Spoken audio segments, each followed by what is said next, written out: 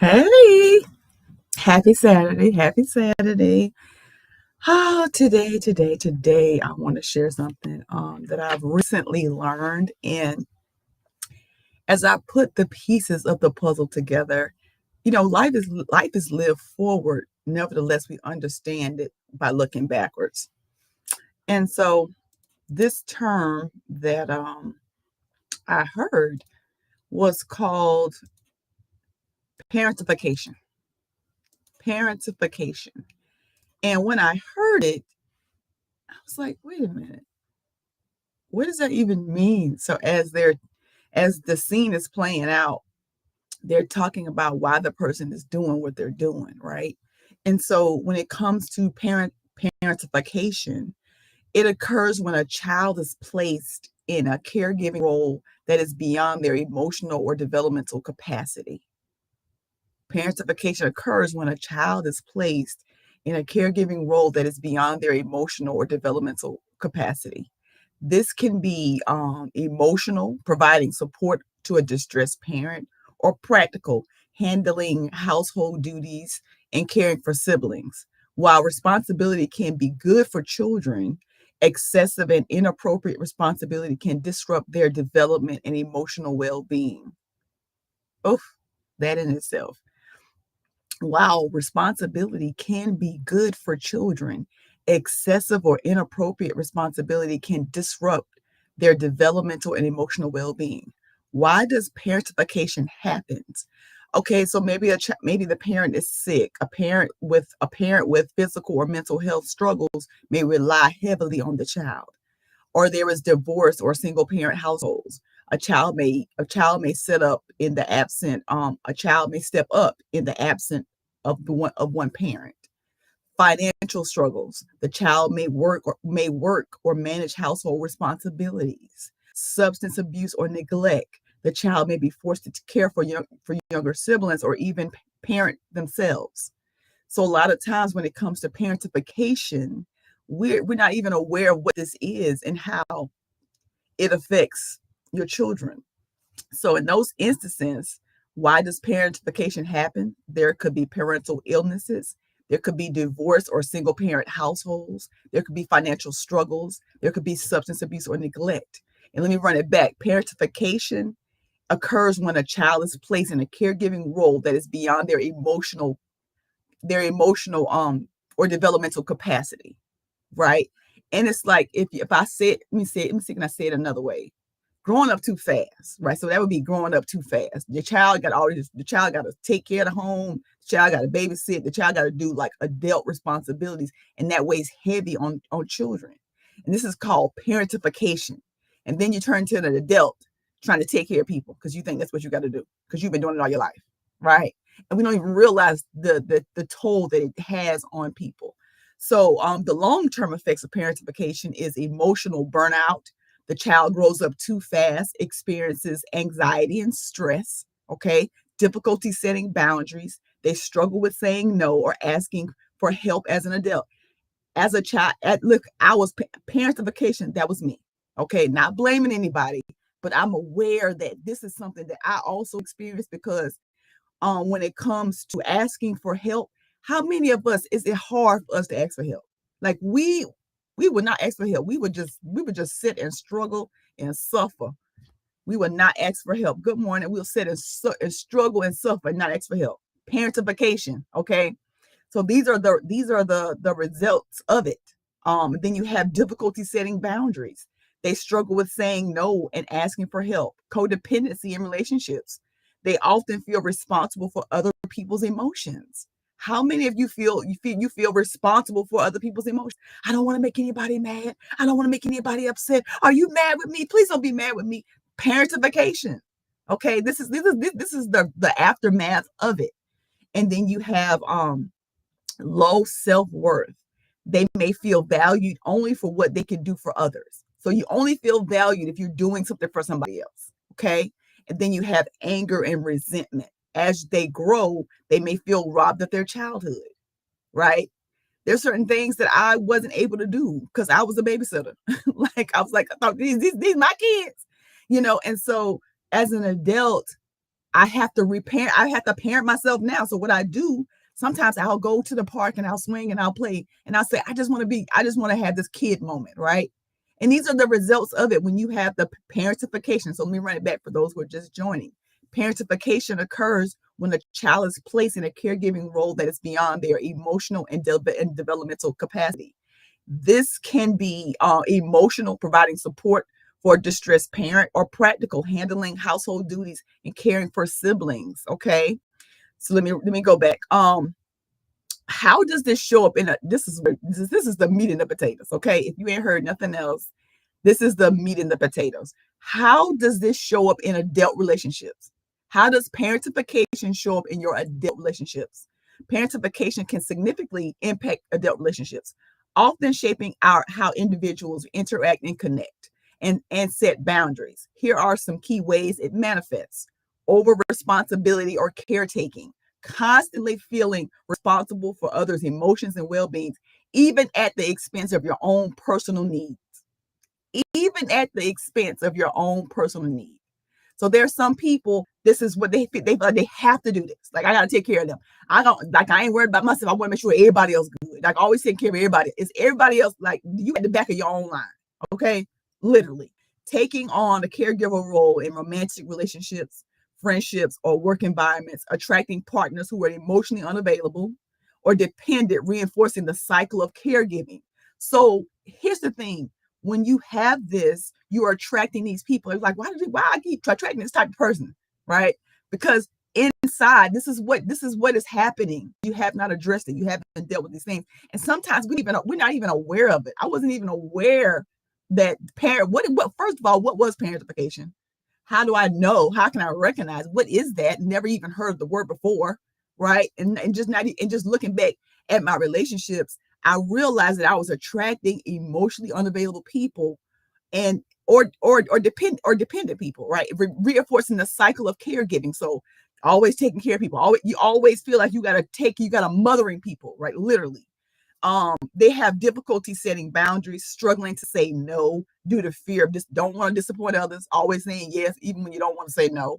um Feeling guilty or anxiety when prioritizing personal need. When you're taking care of yourself, oh, I just feel so bad. I shouldn't be taking care. I shouldn't be eating this good meal, and so didn't get anything today, and I'm just gonna take them some. And I'm going all constantly worried about somebody. Just feel anxiety about it, right? Anxiety about taking care of yourself. um Tolerating toxic or one-sided relationships. So a lot of times we're looking at people, well, why they still with that person? Why they letting that person do them like that? Tolerating, because these are signs of parentification. This is how it shows up in your adult relationships. So your toxic or one-sided relationships, um because of an ingrained belief that they must fix or support others. So you have this belief that I gotta fix them, I gotta save them, I gotta rescue them. And you constantly attracting those people that you gotta fix, save, and rescue because that's what you think you're supposed to do. And then you have codependency or fear of abandonment, seeking validation through being needed rather than a mutual connection. So you want people to need you. Like you want to be needed because you feel that makes you feel valid, right? Feeling obligated to stay in unhealthy relationships to avoid being alone. So you know the relationship is toxic. You shouldn't even be in a relationship, but you rather be in a relationship than be by yourself. I know that was me. I did not want to be by myself because I didn't know who I was. So why would I want to be alone with a stranger? Literally, that's how I felt. So feeling obligated to stay in unhealthy relationships to avoid being alone, difficulty expressing personal desires due to fear of rejection burdening of others, emotional suppression and difficulty receiving support, It's hard for you to receive support. People trying to help you. Oh, I don't need it. I don't need it. And knowing good and well you need it. Struggling to express your emotions openly because they were conditioned to prioritize others. So it's hard for you to appreciate the help because you've been conditioned to prioritize everybody else. It's everybody else. I gotta take care of everybody else. Make sure everybody else is good. Because as a child, you had to do that. So as an adult, you don't know how to stop doing it. Okay. Feeling uncomfortable or undeserving of receiving care, love, and help from others, having difficulty trusting others to handle their own problems, always trying to go in there with your superwoman cape on, Superman cape on, thinking, I gotta rescue them, I gotta save them, I gotta help them, right?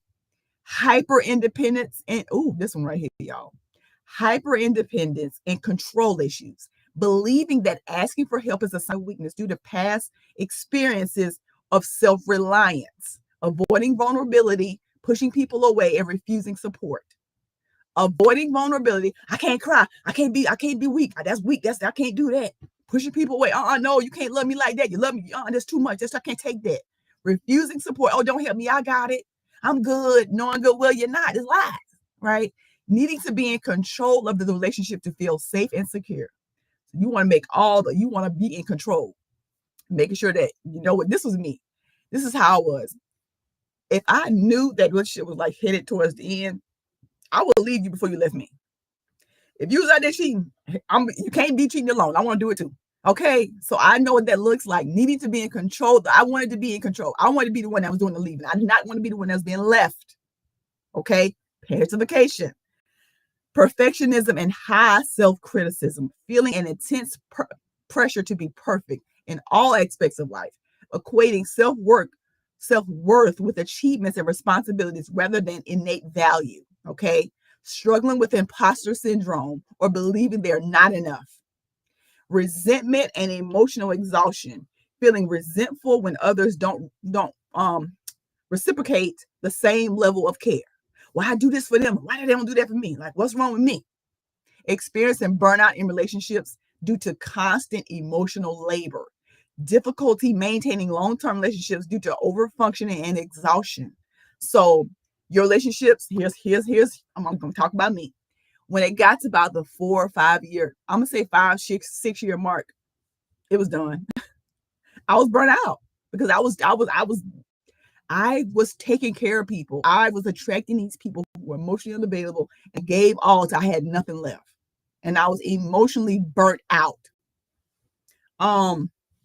And so when it comes to long term, like I get to this mark and it's over.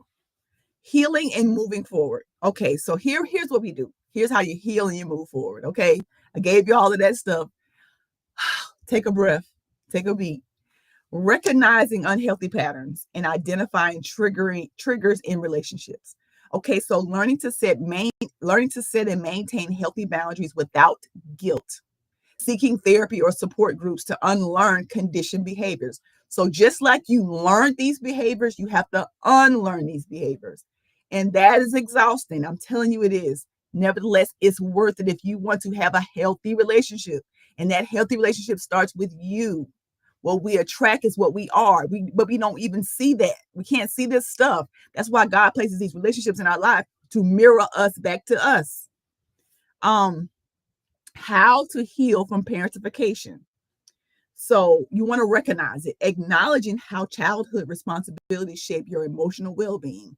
You want to seek therapy or support. A professional can help you reframe your experiences. Learn to set boundaries. It's okay to say no and prioritize self-care. Reparent yourself.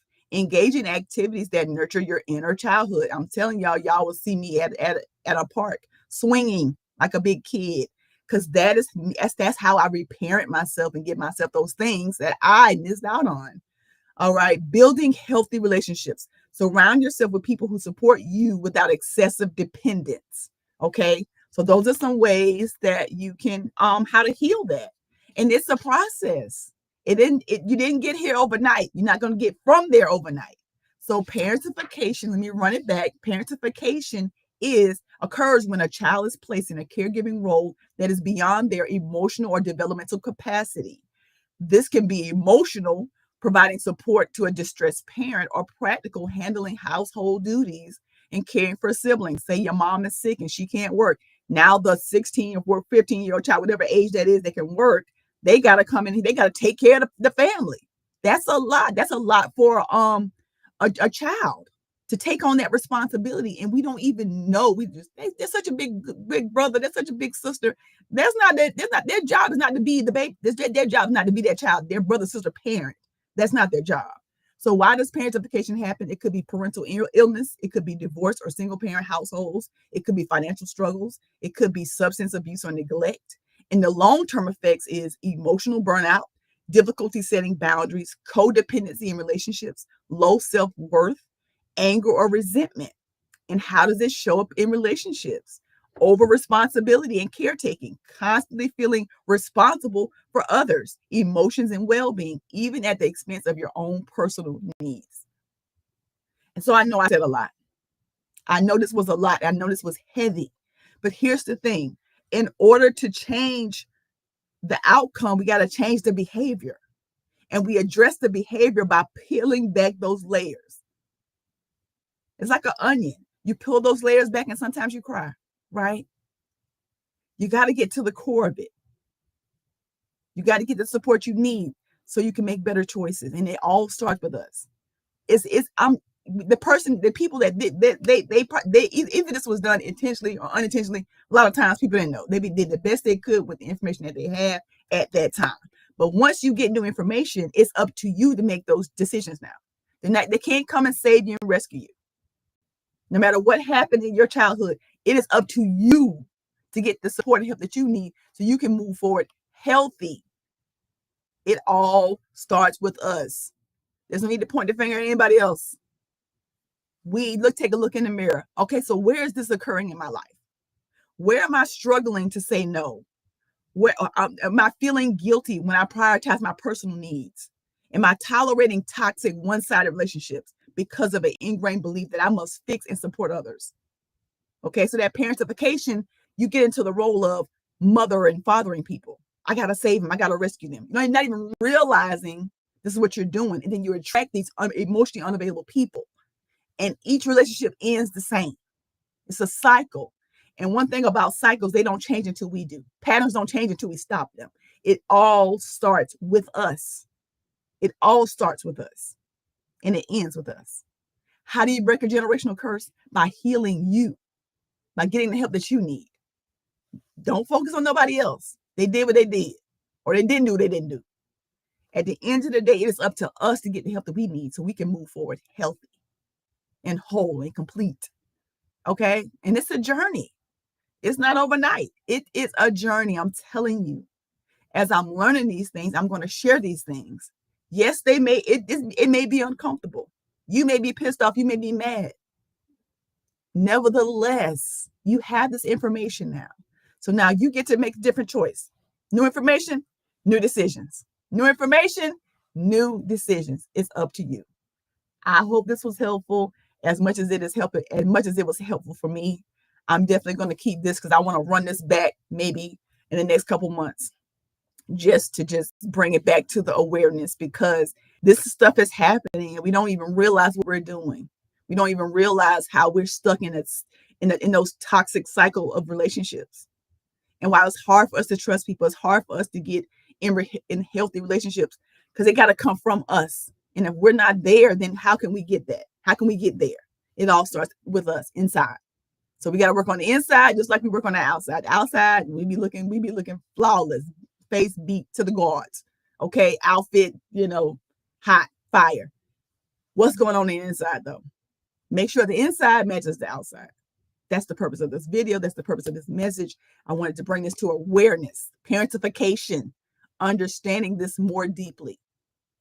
That's it. I'm complete. I hope you have an amazing day. And I hope this information was helpful. If it was, send it to somebody. If not, save it and, look at it as many times as you need, because I know it's a lot. It's a lot. It is a lot. Guess what?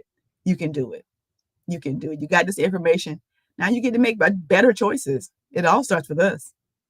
That's all.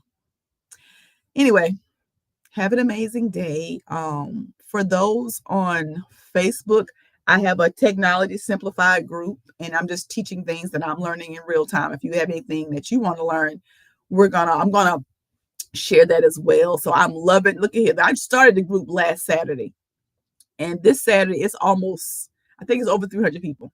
So I see that this is a need.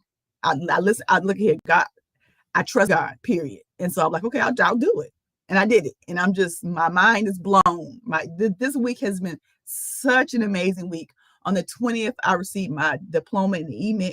Well, they emailed me my diploma. So I have a master. I have a master in science and psychology.